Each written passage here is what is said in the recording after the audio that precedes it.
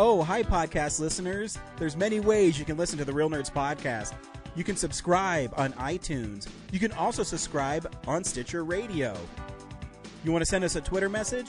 You can do that. It's so easy, at Real Nerds. Like us on Facebook, Real Nerds Podcast. You can visit our website, realnerdspodcast.com, where there'll be a lot of articles for you to not only read, but to listen to our previous shows. Do you like your stories told through pictures? Then you can also follow us at Real Nerds on Instagram. You can also call us, 720-6nerds5. Thanks for listening and enjoy the show. Camera, action! Well, a real nerd knows who shot, and a real nerd can follow the plot, and a real nerd can... talk film! I'm sorry. Take it outside.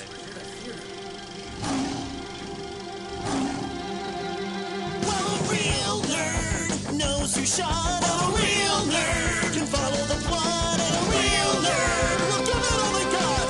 Lights, camera, action! Real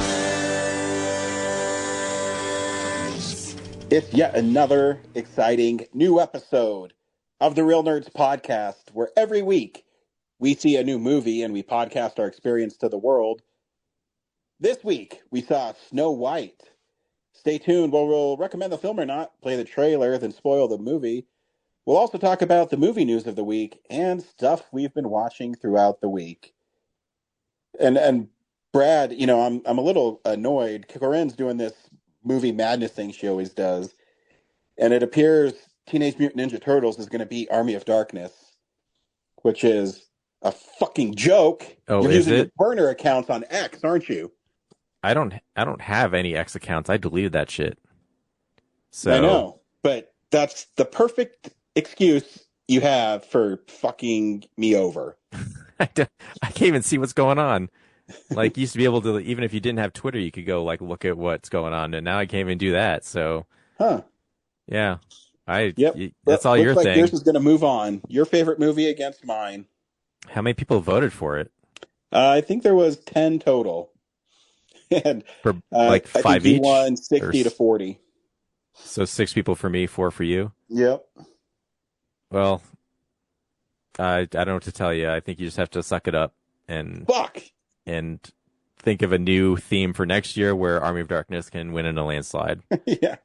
Well, I was already a little perturbed with this because she won't let me put the movies in there I wanted to.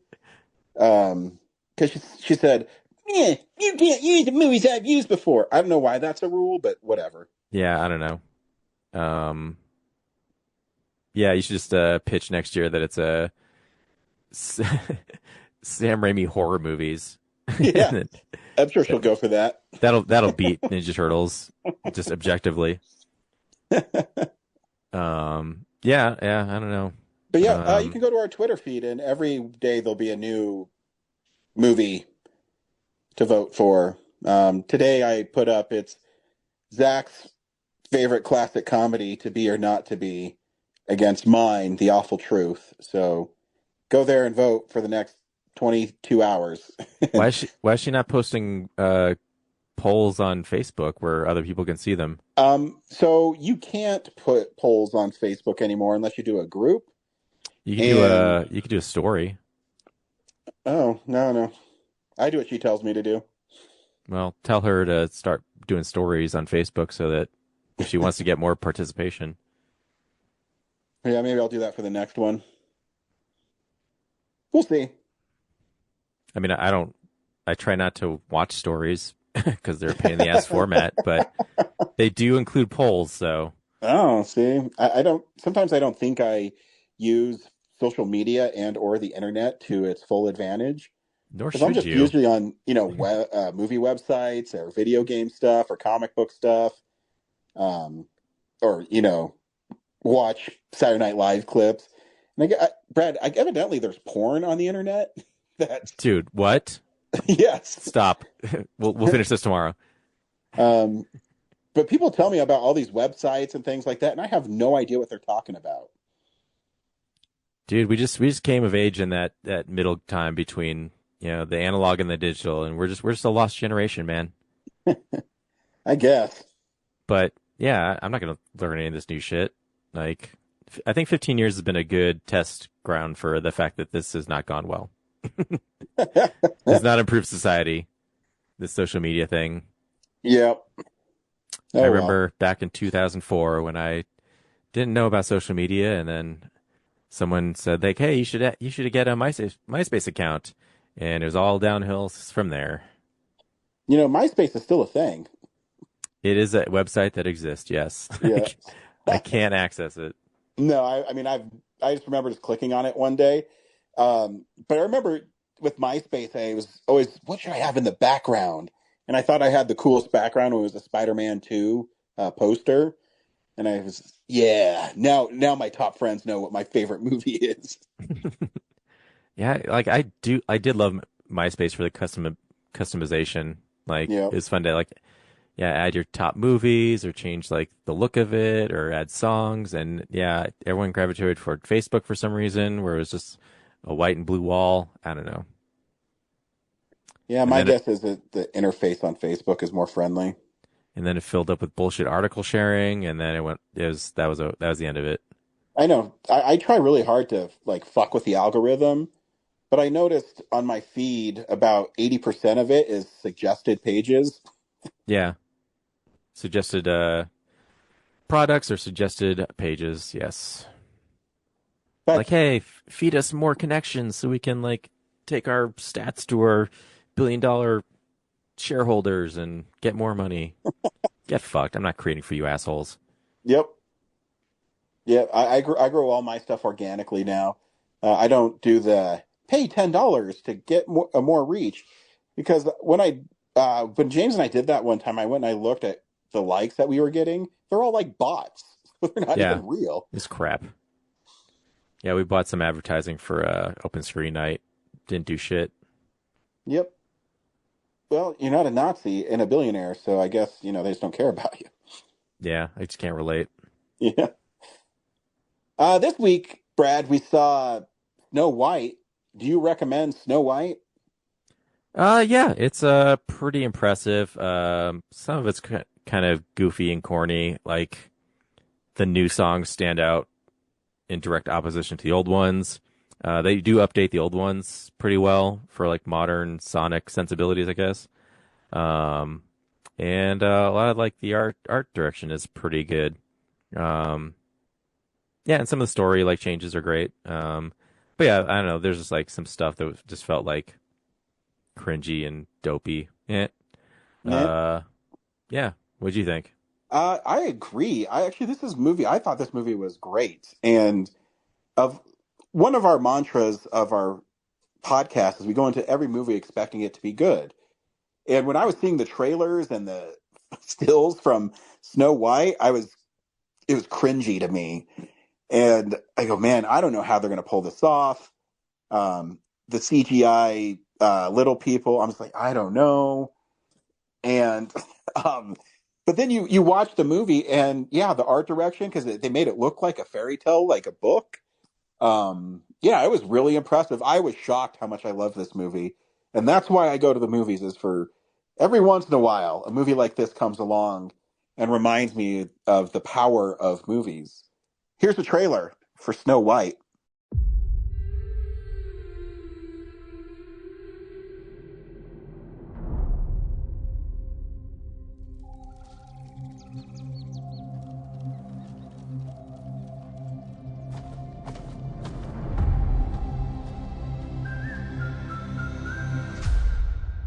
So, whistle while you work.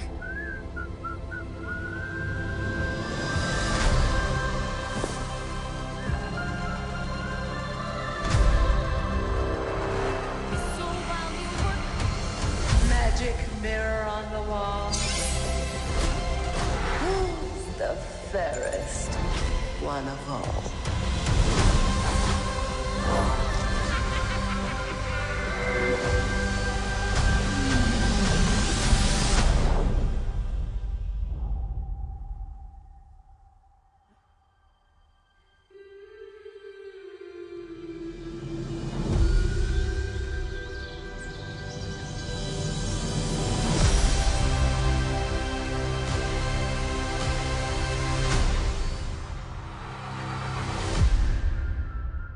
Snow White, you know the story.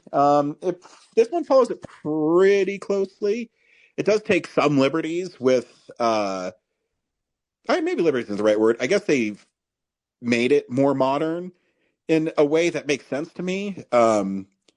This uproar, because we have to talk about it because it's all people were talking about, Rachel Ziegler being, a Latina. And I know, dude, I know. You're still there. You didn't die, did you?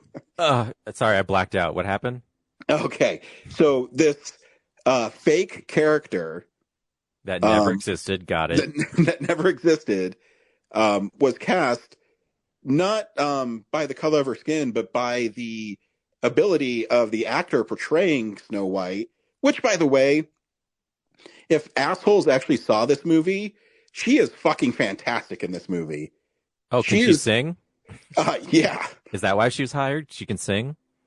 Yeah. Well, she can sing, but also she is, I think she's fantastic in the movie.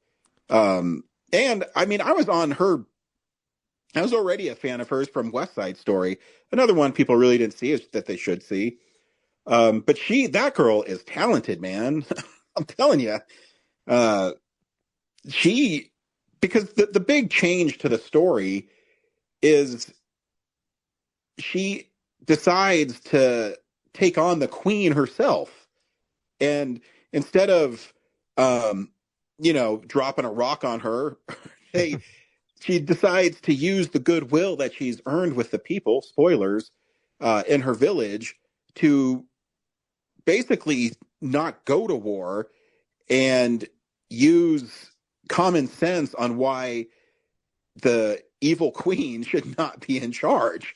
And there is something to be said for that, and there is no prince in it. The love interest is more of a Robin Hood guy. Yeah. But it follows the rest of the plot pretty closely. It gives you more about her parents dying and why her stepmom is, the queen, which, by the way, too, I thought the costumes in this film were incredible. Gal Gadot's evil queen really stood out. They used purples and greens and blues, and it was awesome. Mm-hmm. Yeah, and even the Seven Dwarfs, I was like, man, the CGI, I don't know. But as you get into the movie, I don't know if you felt this way, Brad. As I got into the movie, I kind of got lost in it, and they didn't bother me as much. Yeah, I kept early on I was like, oh, I don't know how this is gonna go, but yeah, by the end of the movie I was like, oh, I accept this. Like there's a little uncanny valleyness to it, but in some parts they're like, holy, that looks like a dude's face. Yeah. But my mind kept wanting to like think of them as, like a modern animated movie would probably put like famous people in each of those roles. Yeah. And I was like, none of these people are people I recognize, but they definitely motion captured somebody. Yeah. So yeah, like my brain just kept wanting to go like, oh, that should be like some current person that's like really like TikTok famous or something. But yeah, but in a way, it's cool that they didn't, because I like that they didn't. Yeah, but they did keep their characteristics from the 37 film. You could pick them up immediately. There's one point where, and this is what I'm talking about, dude. Like, this movie pulled on my heartstrings because there's a part where Snow White is discovered by the dwarves, and she's in their home, and they get in a fight, and they kind of make fun of Dopey, and he goes outside, and this is the stuff I love that you do with these films, and this is why I think Cinderella was so successful too, the live action one. She goes outside, Snow White, and she goes to talk to Dopey, and she says, it's not that you can't speak, it's just you're afraid of what they're going to say when you do. And the performance that they got out of the animated CGI thing was incredible. And I was like, oh man, that actually like touched me. And it was really impressive. When the sunlight would hit Dopey, you could see like little whiskers and peach fuzz on his face. And I mean, it was impressive when you watched it.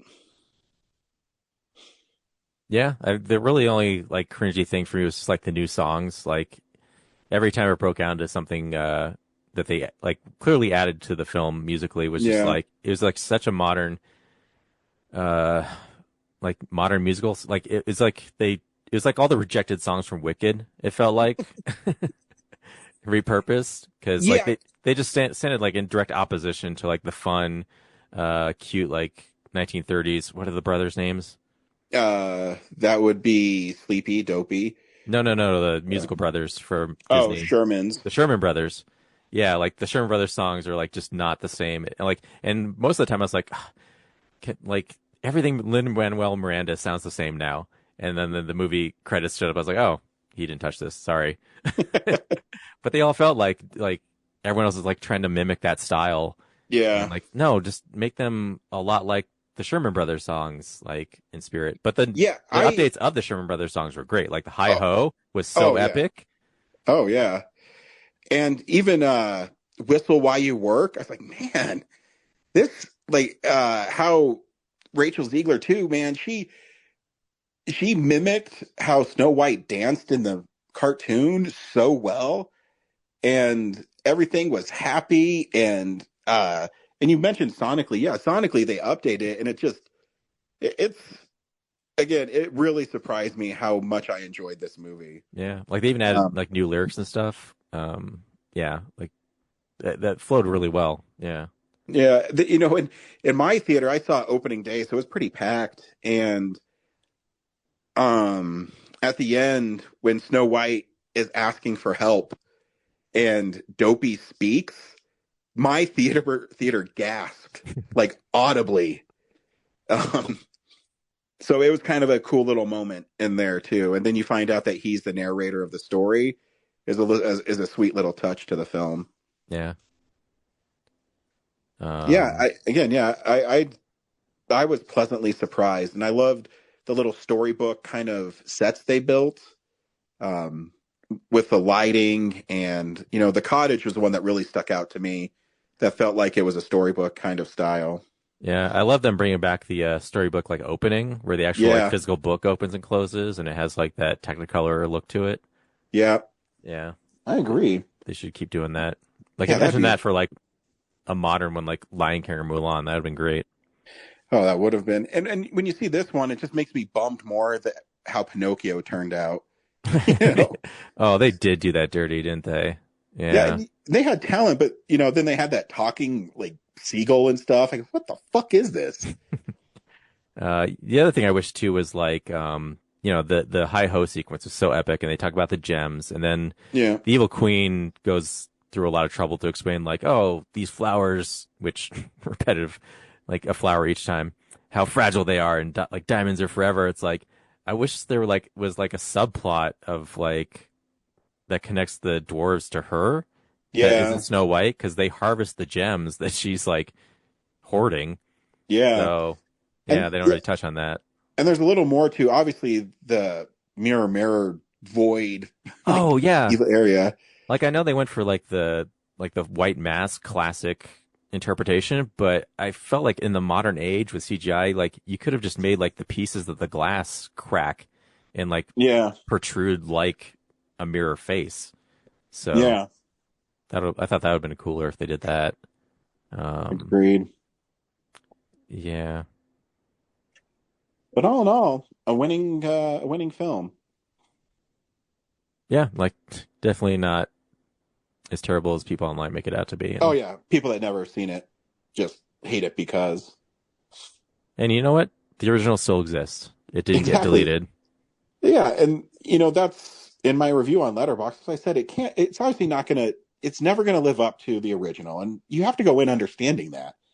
But you should also go in understanding that it's good, and people put a lot of work, and they did a great job with the film. So, go in with an open mind is all I say. Yeah. Also, just remembered Jonathan's like merry band of thieves. I totally wanted it to be like Shaun of the Dead, where like, Snow White has her dwarves, and then he has like, yes, like identical, but like, Yeah, where they pass each other people. on. Yeah. Yeah. Yeah. That Like, would've been there's sweet. also like a sleepy human, a grumpy human. Yeah. Yeah. Hilarious. Are you listening, Disney? We got some great ideas. This is the big news story of the week. It's real news.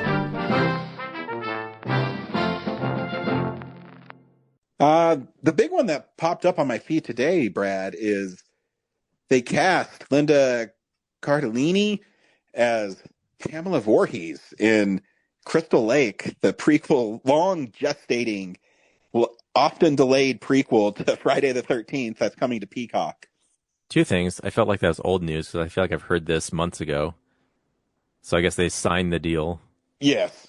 And then two, like, I'd be interesting to know like what a prequel would be, because like obviously you want to see Jason in the show, right? Yeah. Like that's why you go see Friday the 13th. So I'm like,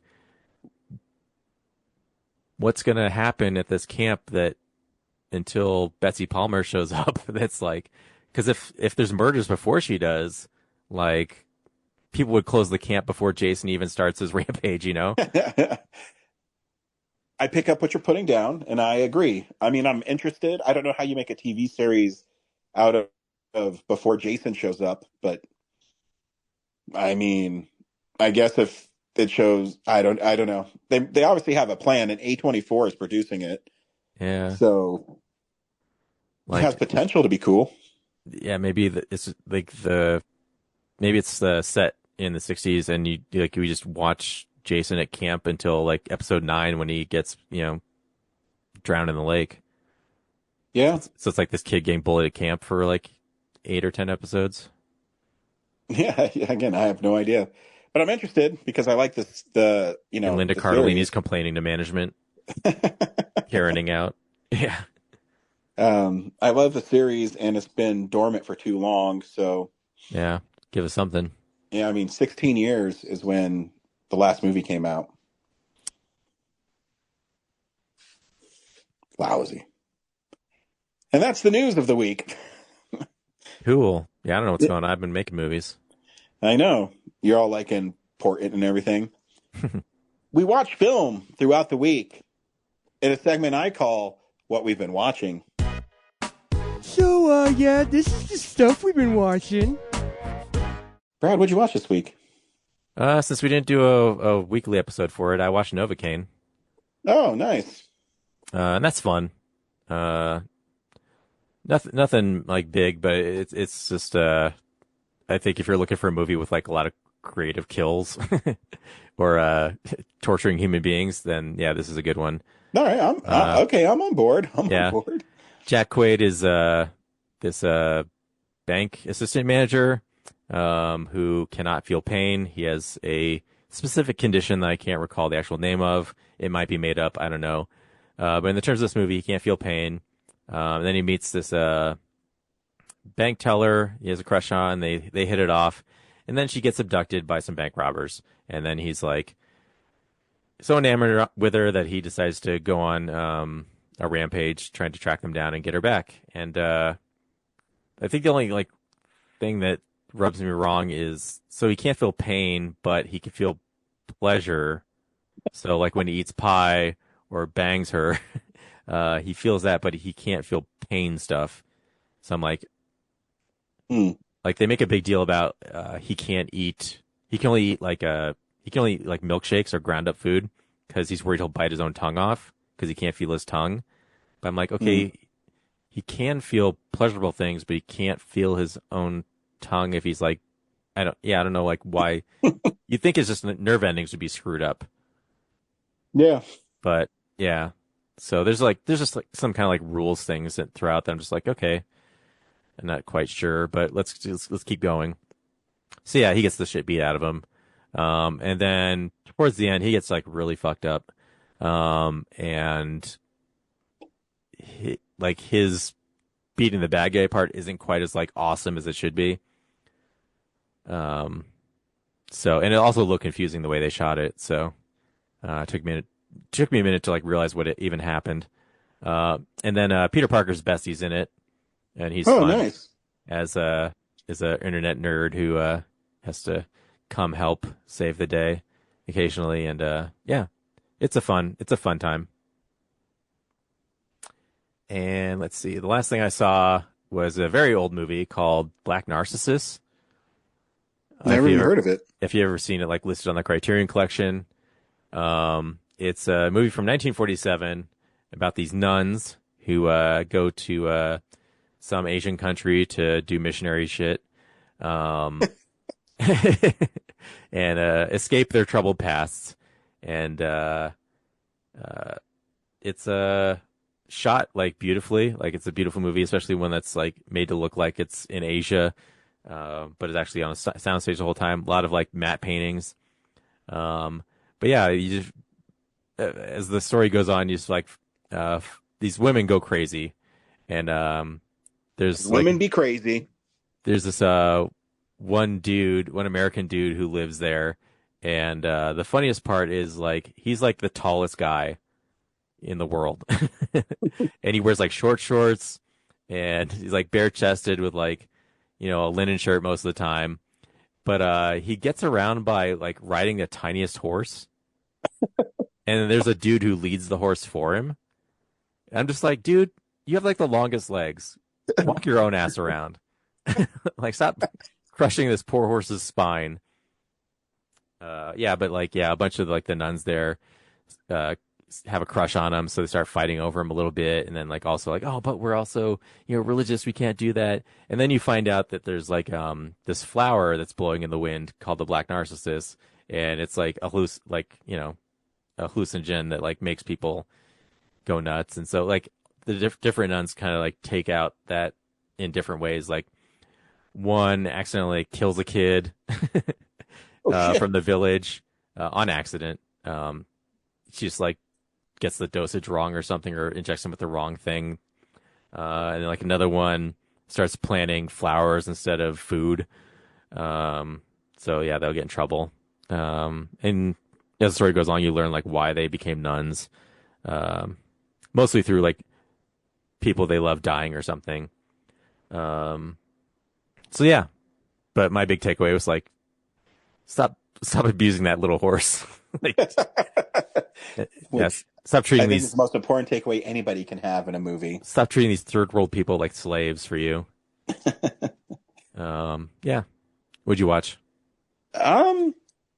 Just a couple of things. Sorry, let me pull up my letterbox because I forget shit because I'm old. I watched a film called Trick or Treat, which it's not the one from 2009. There was one that came out in 1986 called Trick or Treat. That's confusing.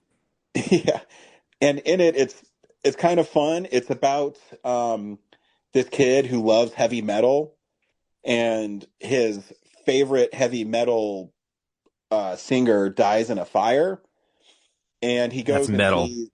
Total metal, bro. And he goes and sees a local DJ who knows him, who happens to be played by Gene Simmons. Oh. And yeah, and he has a demo vinyl of his last recording, and I forget the name of it, but it's like Worship My Devil Dick or something. And that's a really old Michael Ian Black joke. Anyways, he goes home and he plays it backwards. Dude, do not play. Didn't he learn anything? You don't play records backwards. You do if you're metal. So when he plays it backwards, it actually unleashes a demon. But this demon, spoiler alert, is the lead singer, bro. He's now a demon. And he kills people with electricity and makes them like blow up. Which would be way cooler if it was bloody and gory, but they just blow up to like a puff of smoke. It's not like the monkey. Yeah, no, not like the monkey. But the heavy metal music was pretty cool, and it had like a 1980s charm to it. I had never heard of the movie, but I kept on hearing that it was kind of a cult classic. I don't know if I'd stretch it that far, but it was still a fun time. I mean, I had a lot of fun watching it. And it takes a long time to build up to when that lead singer guy comes back. And when he does, it's kind of like a Carrie homage, because he shows up at the Halloween dance at the high school and just starts, zapping people with his electricity. That's kind of a waste of the title Trick or Treat. Like, I know. It's even like going to door to door and getting candy or anything. I know. I agree. But he does have this cool power where he can reach through TVs. So there's this really funny part where this one woman is talking about how on TV how bad heavy metal is. So he reaches through the TV and pulls her out and turns her into dust. And then the nerdy kid is vacuuming up this old lady who's dust before his parents get home. It's like, I don't know. Like, it's not a great movie, but it's fun. It'll probably be one I'll watch a couple more times. There's like 2 or 3 commentaries on it that I'd be interested to hear about the making of it. And the last thing I watched is Shout Factory. It was probably last year. Has a going out of print sale, which they have one going on right now, but it's not that great. But the one they had last year had a bunch of Hammer horror films on it. And so I bought like 4 or 5 of them. And one that I hadn't watched yet is called The Horror of Frankenstein, which is a remake of their Frankenstein film that they put out in 57 or 58, I don't remember, which is really good, called The Curse of Frankenstein. This one follows a really kind of asshole Dr. Frankenstein, where he's this pompous prick who's in college, and he wants to experiment on obviously dead things to make him be reanimated. He purposely has his dad killed so he can take over and become Baron Frankenstein. And he's just an asshole. He's mean to the women. He's mean to his classmates. He's just a piece of shit. And it takes a really long time to get to the monster. And when you do, I was expecting the monster to unleash like carnage. And he only kills like 3 people. And he just walks, and then he walks back home. And he dies in a really anticlimactic way. And the last shot of the movie is Dr. Frankenstein looking into this vat of acid, and he raises an eyebrow. And you go, wow, that's it. Cool. I mean, the only cool part is David Prowse is Frankenstein, which you might know him from Darth Vader.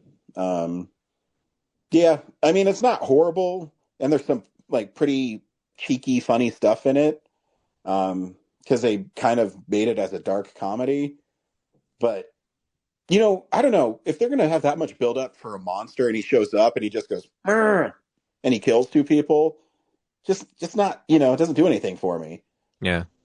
And he went on this rampage, and then he went into this house with this little girl, and all he did was scare her.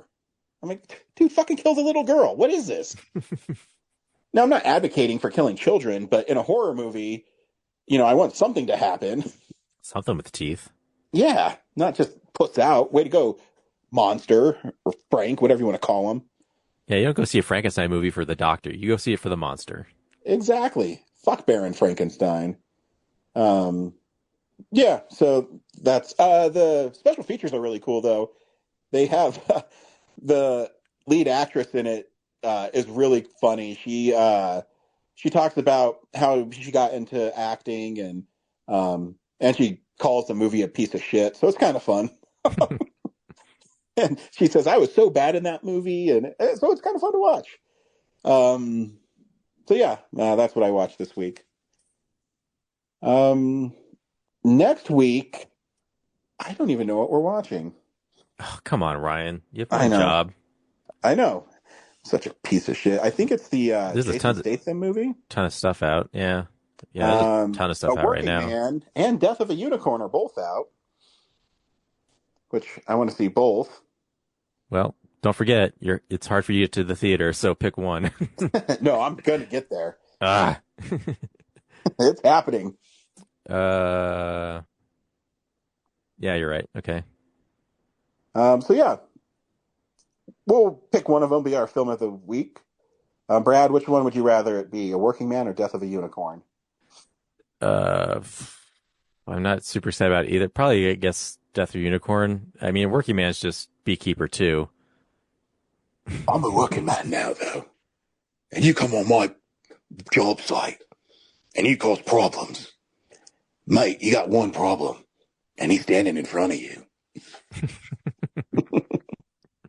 I don't know. I'm guessing that's part of the movie.